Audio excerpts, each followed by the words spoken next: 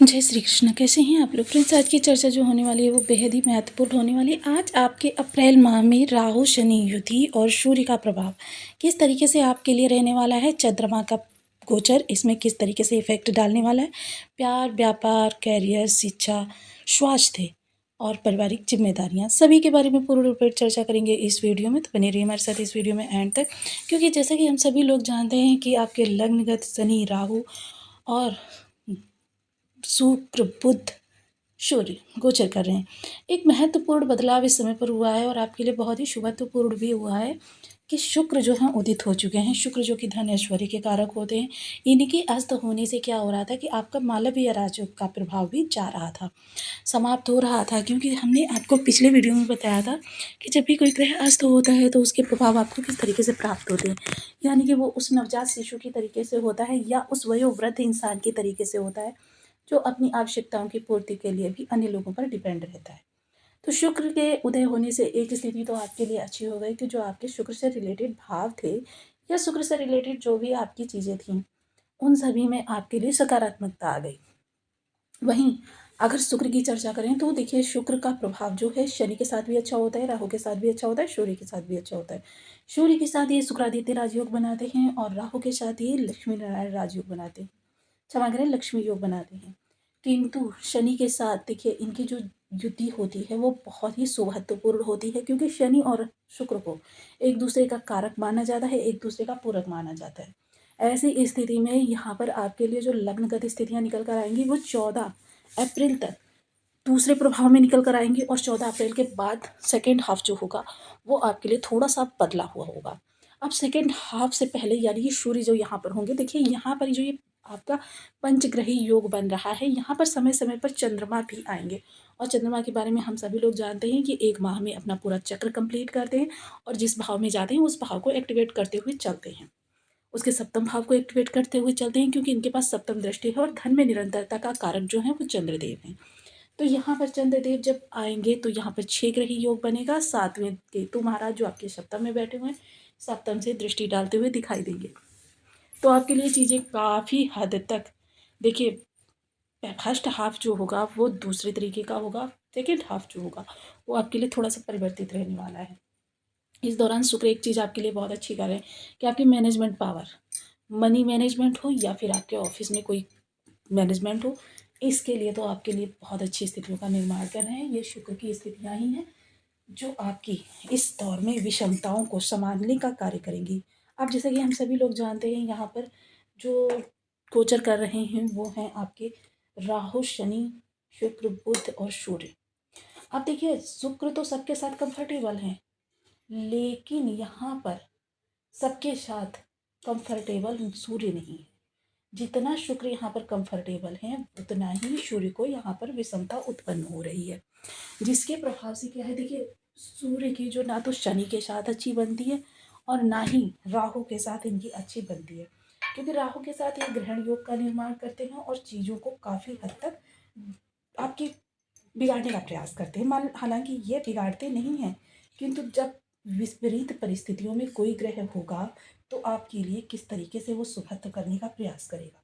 तो यही कुछ चीज़ें ऐसी हो जाती हैं जो कि यहाँ पर समझनी बहुत ज़रूरी हो जाती है, क्योंकि फर्स्ट हाफ जो होगा वो आपका इसीलिए, क्योंकि 14 तारीख को सूर्य देव जब अपना राशि परिवर्तन कर लेंगे तो चीज़ों को आपके लिए बैलेंस करने का कार्य करेंगे। जब ये आपके लिए चीज़ों को बैलेंस करने का कार्य करेंगे तब फिर आपके लिए शुभ स्थितियाँ, बहुत ज़्यादा शुभ स्थितियाँ कह सकते हैं, क्योंकि ये जो शुभ स्थितियाँ होंगी ये छोटी नहीं होंगी, क्योंकि इस दौरान जो प्रभाव आपको प्राप्त होने वाले हैं बहुत बड़े वाले प्राप्त होने वाले हैं।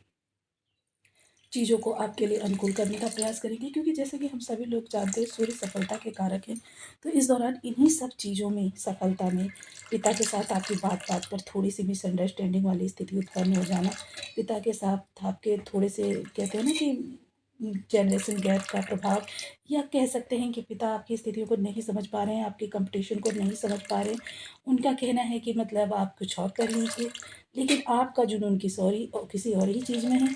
तो इन सब चीज़ों को आप किस तरीके से इस समय पर बैलेंस कर सकते हैं, इन सभी विषयों पर इस वीडियो में हम चर्चा करने वाले हैं। या फिर फैमिली के अन्य लोग, देखिए, इस दौरान क्या है, आपकी वाइफ के साथ प्रेम संबंधों में भी विशेष कुछ अच्छी नहीं जमती हुई दिखाई दे रही है। कारण यही है क्योंकि यहाँ पर पिता पुत्र आपके स्वयं के पिता पुत्र के मध्य भी इस दौरान ज़्यादा अच्छा रिलेशन नहीं कहा जा सकता। या तो पिता के स्वास्थ्य में कमी देखी जा रही होगी, या पिता से आपकी दूरी बन गई होगी, या फिर पिता आपकी बातों को समझने में अक्षम होंगे। अब यहाँ पर एक चीज़ तो देखने में आएगी, फर्स्ट हाफ जो होगा वो थोड़ा-सा आपके पिता के स्वास्थ्य के दृष्टिकोण से भी अच्छा नहीं कहा जा सकता। आर्थिक दृष्टिकोण से भी पिता की इस समय पर जो स्थिति है उसमें थोड़ा-सा डिसबैलेंस कह सकते हैं हो रहा है। तो इन सब चीज़ों को सँभालने का प्रयास आप कर सकते हैं 14 तारीख के बाद। क्योंकि देखिए शुक्र तो यहाँ पर अपना पावर दे रहे हैं, साथ ही सूर्य भी अपना पावर दे रहे हैं। अब सूर्य जब यहाँ पर विषमता में है तो वो विषमता ही आपको प्रदान करने का कार्य करेंगे। इसके अतिरिक्त अगर बात करें शनि राहु की, तो देखिए ये एक पाप प्रवृत्ति के ग्रह हैं। पाप प्रवृत्ति के, हालांकि शनिदेव तो सात्विक ग्रह हैं, किंतु क्या है, इनकी दृढ़ता के कारण इनको पाप संज्ञा दे दी गई है। क्योंकि यह कभी कभी व्यक्ति को सही दिशा दिखाने के लिए अपनी शक्ति का प्रयोग करने से भी पीछे नहीं हटते हैं, शक्ति प्रदर्शन करते हैं, और साथ ही साथ उसकी स्थितियों को अनियंत्रित और डिसबैलेंस करने का कार्य भी करते हैं। राहु की बात करें तो राहु ये किन प्रकारेण, यानी क्षमतापूर्ण अगर जिद है, जुनून है, और राहु ही व्यसन भी है, और लग्नगत बैठे होने के कारण इसका प्रभाव आपके 11 भाव संबंधित यानी कि 12वें भावों पर देखा जाएगा। क्योंकि करने वाले आप हैं और सोच पर हावी होने वाले राहु हैं। तो ये सारी चीज़ें इस दौरान आपके लिए होती हुई दिखाई देंगी। तो इसी के आधार पर जो चंद्रमा का गोचर होगा और साथ ही सूर्य की जो स्थिति होगी, इसके आधार पर हम चर्चा करेंगे इस पूरे माह की। पूरे माह में कब कौन सी स्थिति आपके लिए अच्छी रहने वाली है और कहाँ से आपके लिए थोड़ी सी विषमता निकल कर आने वाली, इन्हीं सब विषयों पर पूर्णतया चर्चा होगी। इस फर्स्ट हाफ कहा जा सकता है थोड़ा सा आपके लिए विषमतापूर्ण होने वाला है। सेकेंड हाफ सूर्य हो जाएंगे उच्च के होने पर सूर्य के जो बहुत ही उत्तम आपके लिए प्रभाव निकल आएंगे धन संबंधी कार्यों से, स्वास्थ्य संबंधी कार्यों से, वाणी संबंधी कार्यों से। इन सभी कार्यों से आपके लिए बहुत ही उत्तम सफलता निकल कर आने वाली है। तो आइए जान लेते हैं कौन कौन सा समय आपके लिए बहुत ही विशेष रहने वाला है, कहाँ पर आपको सतर्कता की जरूरत। लग्न में 12 नंबर बना हुआ है तो ये राशिफल आपके लिए। यदि कुंडली में कहीं भी चंद्रमा के साथ 12 नंबर बना हुआ है तो ये राशिफल आपके लिए। कुंडली ना होने की स्थिति में आप इसे नाम राशि से भी देख सकते हैं। यदि अभी तक आपने अपने इस चैनल को सब्सक्राइब नहीं किया है तो प्लीज़ सब्सक्राइब कर लीजिए, वीडियो को लाइक कर दीजिए, चैनल को शेयर कर दीजिए। इससे होगा क्या कि हमारे आने वाले हर वीडियो की नोटिफिकेशन मिल सकेगी आपको। सबसे पहले एक प्यारा सा कमेंट करना बिल्कुल ना भूलें। कमेंट से हमें बहुत मोटिवेशन मिलता है, हौसला मिलता है, और ये पता चलता है आप और क्या जानना चाहते हैं। तो वर्तमान समय में देखिए राहु, सूर्य, शुक्र, बुध, शनि आपके लग्न से गोचर कर रहे हैं।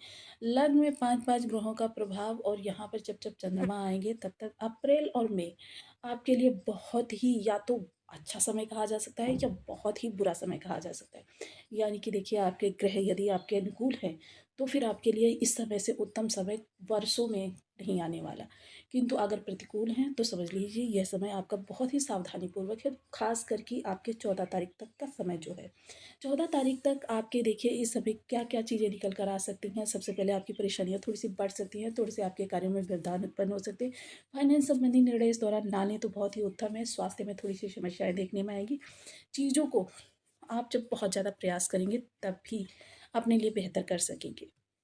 इसके अतिरिक्त देखिए इस दौरान धन का कोई भी लेन देन, माता के स्वास्थ्य में इसमें थोड़ी सी समस्या देखने में आ सकती है।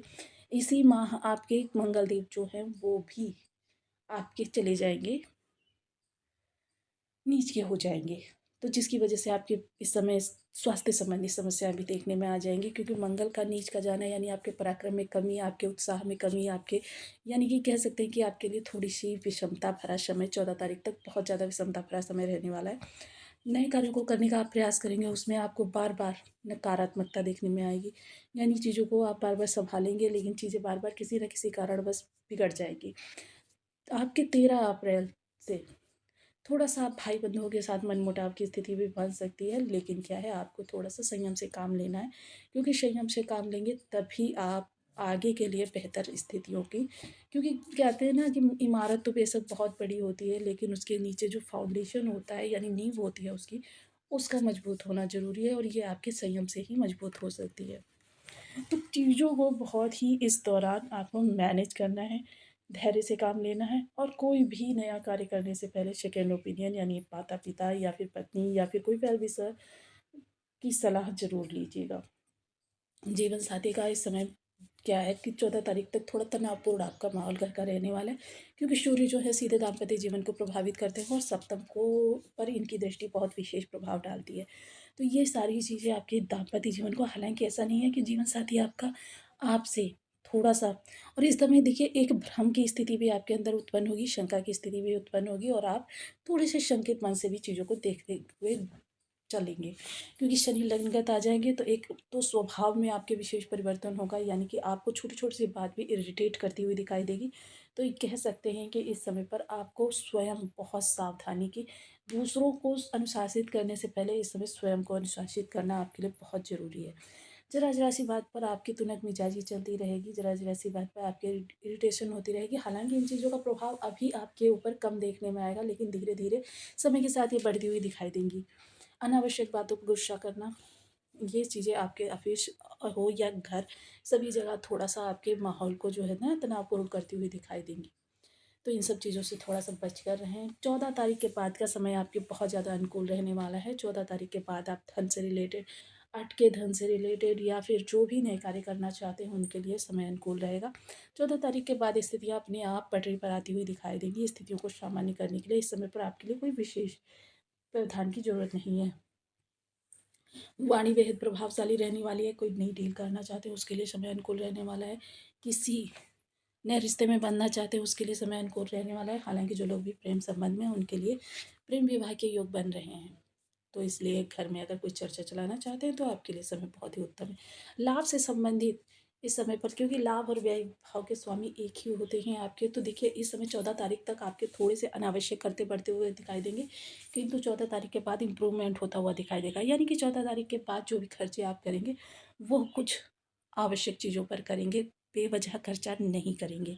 तो इन चीज़ों का मैनेजमेंट आपके शुक्र करवाएँगे, और शुक्र इस समय लग्नगत बैठे हुए हैं। जब तक लग्नगत शुक्र बैठे हुए हैं तब तक कोई विषम परिस्थिति आपके ऊपर नहीं आने वाली। हालाँकि ये साढ़े साथी का द्वितीय चरण है जो कि आपके लिए बहुत विचलित करने वाला है, किंतु शुक्र के जब तक यहाँ रहेंगे तब तक आपकी 50% चीज़ों को मैनेज करते रहेंगे। बुध भी इसी दौरान अपना राशि परिवर्तन कर लेंगे, जो कि आपके 2-2 केंद्र भावों के स्वामी होते हैं, तो जिससे कि और स्थितियों में आपकी सुधार होता हुआ दिखाई देगा। अब ऐसी स्थिति में मैं आप लोगों के लिए कोई बीज मंत्र वगैरह का जाप नहीं बता सकती हूँ, क्योंकि बीज मंत्रों का जाप जो लोग रेगुलर करते हैं या करते चले आ रहे हैं उनके लिए कोई विषम परिस्थिति नहीं उत्पन्न होगी। जो लोग महामृत्युंजय मंत्र का जाप करते हैं उनके लिए कोई वहाँ विषम परिस्थिति नहीं उत्पन्न होगी। तो इस समय पर आपके लिए देखिए बहुत अच्छा रहेगा यदि आप महामृत्युंजय मंत्र का, अगर बीज मंत्र का जाप करते हैं तब भी इस उपाय को कर लीजिए। 108 बार नित्य प्रति महामृत्युंजय मंत्र का जप करें। प्रत्येक सोमवार को शिव जी की आराधना करें। शिव मंदिर में जा सकते हैं तो बहुत ही उत्तम। और प्रत्येक बृहस्पतिवार को गुरु जी पीपल वृक्ष पर हल्दी मिश्रित जल का सिंचन करें। यह आपके विषम समय को काटने में आपकी मदद करेगा। इसमें से देखिए आप जो लोग भी बीज मंत्रों के जाप करते हैं तो उनके लिए एक चीज़ मैं कहना चाहूँगी कि बीज मंत्रों का नियमित जाप आपके अरिष्ट से अरिष्ट ग्रह को आपके लिए शुभ कर देता है। ये उपाय किसी भी प्रकार से आपके ग्रह विषम बैठे हों आप कोई भी कर सकते हैं, और शुक्र के बल को बढ़ाने का प्रयास करें। शुक्र का बल जितना ज़्यादा बढ़ेगा उतना ही साढ़े साथी का प्रभाव आपके ऊपर कम होगा। साढ़े साथी के प्रभाव को कम करने के लिए एकमात्र शुक्र ही आपका सहारा है। तो शुक्र के बल को बढ़ाने का प्रयास करें। तो इसके लिए देखिए माता लक्ष्मी की आराधना कर सकते हैं कि आप इत्र का प्रयोग करें। गुलाब के इत्र का अल्कोहल रहित होना चाहिए, उसको सदैव अपनी बॉडी पर अप्लाई करके रखें, अपने कपड़ों पर लगा कर रखें, अंगूठी के नीचे वाले हथेली के भाग पर लगा कर रखें। केसर की खीर प्रत्येक शुक्रवार को यदि कन्याओं को खिला सकते हैं तो बहुत उत्तम रहेगा। महिला वर्ग का सदैव सम्मान करें। ये सब चीज़ें करके चलें, आपके लिए बहुत ही उत्तम समय निर्मित होगा। तो आपको वीडियो कैसी लगी मुझे कमेंट बॉक्स में ज़रूर बताएं।